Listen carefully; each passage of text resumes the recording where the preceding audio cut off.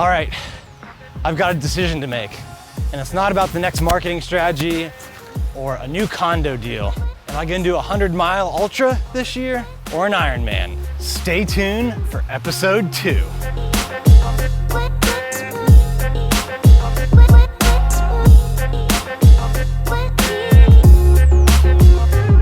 As a father of 4 kids, running multiple businesses with my wife, Keri Shull, I don't have a ton of time. As an endurance athlete though, one of the ways I get that time back is by using those long workouts as a chance to think, a chance to reflect, a chance to be out in nature, have amazing views. And that puts me in the right state to make tough decisions. And I've got a tough decision to make. You see, last year was one of the first years that I didn't do an ultra distance event, an Ironman, a 50-mile race, a marathon. Everything I signed up for got canceled. This year, I'm not gonna let that happen. But I've got a choice to make.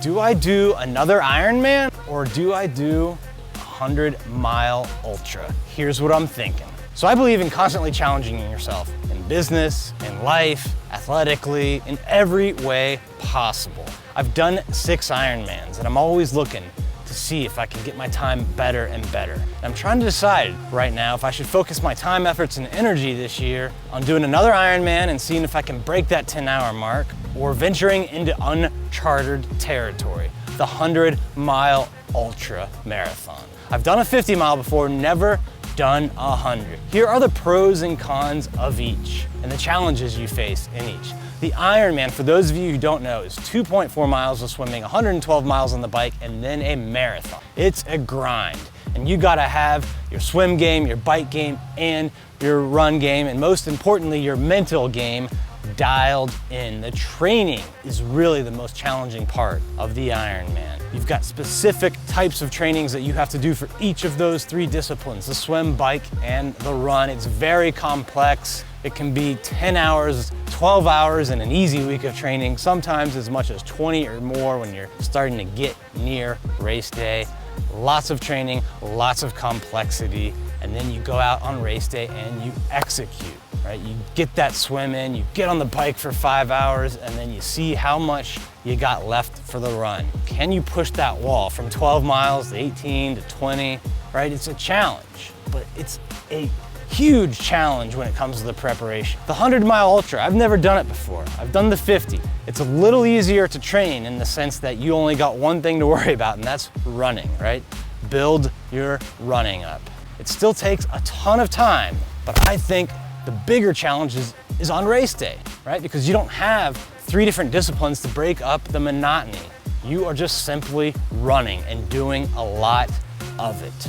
So the Ironman, on average, they take me about 11 or so hours. My best one was just under 10 and a half. The 50-mile that I did was in a ton of elevation. If you saw the previous vlog on the Hyperfast Agent channel, that took me just under 12 hours. Really, really hilly race. 100-mile races, completely different game. You might be out there for 24 hours, 30 hours, sometimes even more, depending on the course, right? Completely different challenge. They're both really, really hard.